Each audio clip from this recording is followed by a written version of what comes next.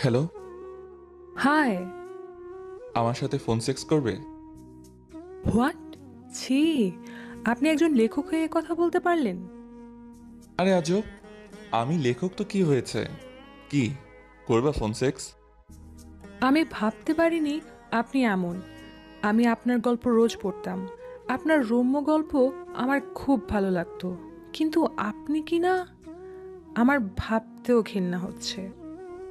আরে এখন তো সবাই প্রায় এমন করে। ছি ছি, ভাবছিলাম আপনি অনেক ভালো, কিন্তু আপনার যে এমন চরিত্র আমি আগে জানতাম না। তুমি এমন ভাবছো কেন? ফোন সেক্স করলে সমস্যা কই? মাইন্ড ইউর ল্যাঙ্গুয়েজ, কথাবার্তা সাবধানে বলবেন। আচ্ছা, একটু করলে ক্ষতি কি? Please please. আমি আপনার মেসেজের স্ক্রিনশটগুলো ভাইরাল করে দিব। ওয়েট।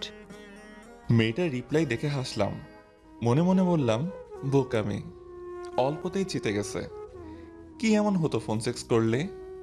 তারপর বললাম ভাইরাল আমিও করতে জানি। মানে আপনি ভাইরাল করবেন কিভাবে?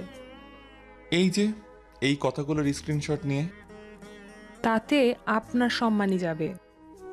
ফেক আইডি খুলে নিজে উল্টাপাল্টা মেসেজ দিয়ে মিথ্যা সাজাবো।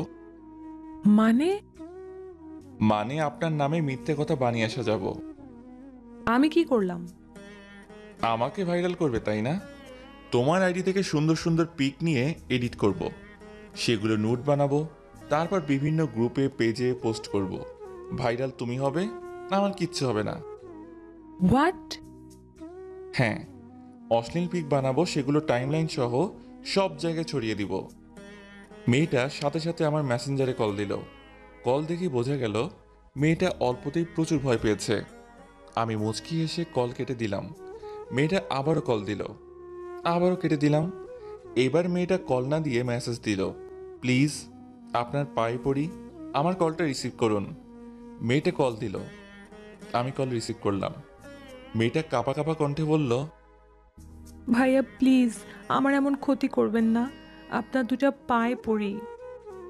আমাকে না ভাইরাল করতে চাইলা, করবে না ভাইরাল? করো, আমিও করি তোমাকে ভাইরাল। আমার ভুল হয়ে গেছে ভাইয়া, প্লিজ আমায় ক্ষমা করে দিন।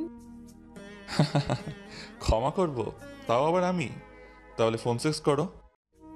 ভাইয়া বোঝার চেষ্টা করেন, আমি অমন না। আচ্ছা তাহলে ভাই, শুভকামনা বেবি। আমার কথা শুনে মেয়েটা এবার কেঁদে দিল। আমার হাসি পাচ্ছে ভীষণ, পৈশাচিক একটা আনন্দ পাচ্ছি। মানুষকে ব্ল্যাকমেইল করার মাঝে যে এতটা মজা আছে জানতাম না। মেয়েটা বড্ড বোকা। আমি মুচকি এসে বললাম, কি গো সুন্দরী, কি হলো? ভাইয়া প্লিজ মাফ করে দেন, আমি তো আপনার বোনের মতোই। তাহলে আমার শর্তে রাজি হও। এটা সম্ভব না ভাইয়া, আমি পারবো না। প্রয়োজনে আপনাকে টাকা দিব, তবুও আমার এমন ক্ষতি করবেন না।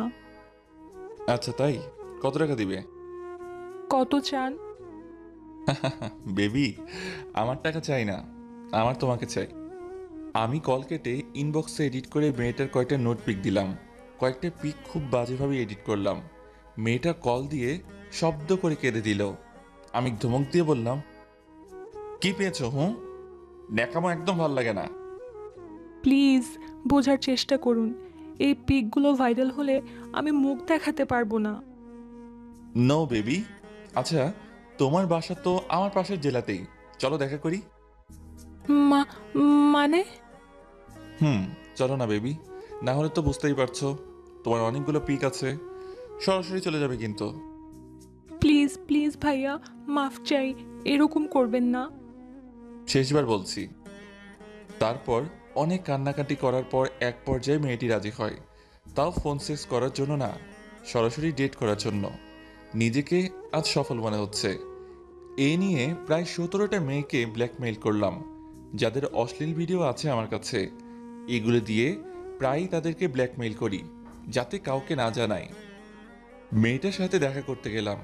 দেখা হলো রেস্টুরেন্টে। মেয়েটি একটা বোরকা পরে এসেছে। আমার হাসি পাচ্ছে ভীষণ। দেখেই বোঝা যাচ্ছে মেয়েটি প্রচুর ভয় পাচ্ছে, থরথর করে কাঁপছে। আমি রেস্টুরেন্টেই মেয়েটার কাঁধে হালকা চিপ দিয়ে বললাম, বেবি সব ঠিকঠাক তো? মেয়েটি তার কাঁধ থেকে আমার হাত সরালো। আমি হাসলাম আর বললাম, একটু পর তো পুরো শরীরটাই ছুঁয়ে দিব সোনা, ভয় পাচ্ছ কেন? আমার এখানে ভালো লাগছে না। এই মা, হোটেলে যাবে বুঝি? আচ্ছা চলো। মেয়েটি রাজি হতে চাইল না।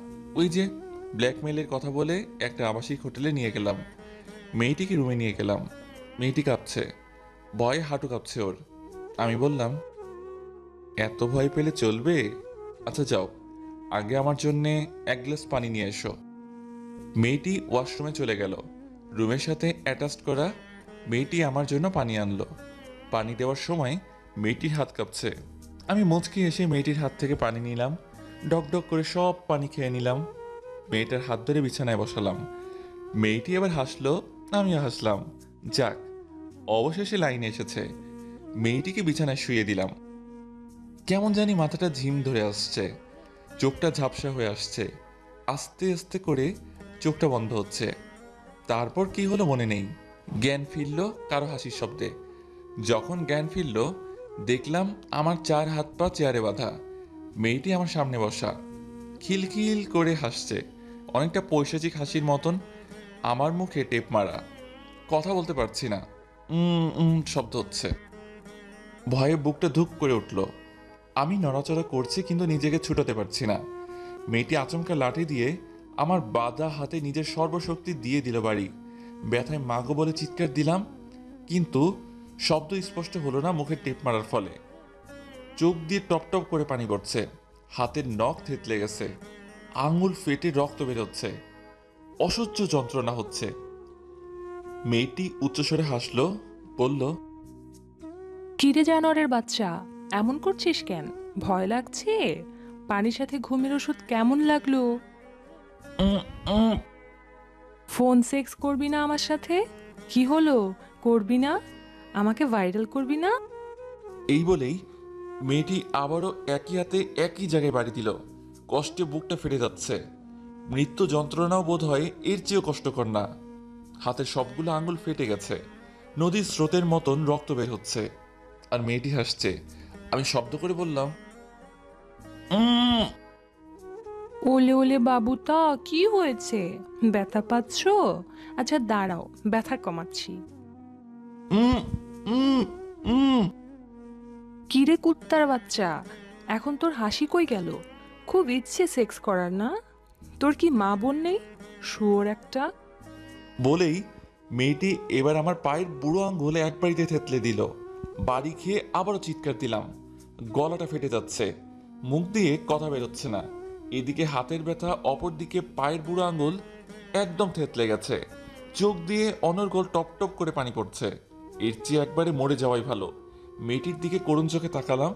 মেয়েটির চোখ টিপে মেরে খিলখিল করে হাসলো আর বলল, বেবি, বেবি কষ্ট হয়? ওরে চোনামণিটা, একটুও কষ্ট হবে না। তোদের মতন জানোয়ারদের ঠিক এভাবে মারতে হয়। আজ তোদের মতন কুলাঙ্গারদের কারণে শত শত মেয়ে ব্ল্যাকমেলের শিকার। আমার সাথে সেক্স করবি, তাই না? "উম।" আরে, মায়ের ঠেলায় সেক্সের কথাই ভুলে গেছে। শো না, এত কষ্ট ভালো লাগছে না রে, তোকে একেবারে মেরে দেই। মাথা নাড়িয়ে না সূচক জবাব দিলাম। মেয়েটির কথা শোনা মাত্রই ভয়ে ছটফট করা শুরু করলাম। মেয়েটি লাঠি দিয়ে হাতে বাড়ি দিল, তারপর সর্বশক্তি দিয়ে পায়ে বাড়ি দিতেই পায়ের হাড় মট করে ভেঙে গেল। প্রচণ্ড যন্ত্রণা হচ্ছে, মরে যেতে ইচ্ছে করছে। না পারছি শব্দ করতে, না পারছি নড়াচড়া করতে। পাপের শাস্তি পাচ্ছি। এবার মেয়েটি চাকু বের করলো। ভয়ে কলিজা আমার শুকিয়ে গেল। চাকু হাতে নিয়েই আমার হাঁটুতে গেঁথে দিল। চুয়ে চুয়ে সমানে রক্ত পড়ছে। আমার গা থেকে শার্ট টেনে ছিঁড়ে ফেললো। চাকু দিয়ে আমার বুকের চামড়া কেটে দিল। নিজের জীবন বাঁচাতে গলা কাটা মুরগির মতন ছটফট করছি, কিন্তু সফল হচ্ছি না। মেয়েটি আবার হেসে উঠল। মরিচের গুঁড়া এনে আমার হাতে, পায়ে, হাঁটুতে, বুকে মেখে দিল। এত যন্ত্রণা হচ্ছে যে চিৎকারের কারণে নাক দিয়ে রক্ত বেরোচ্ছে। উম।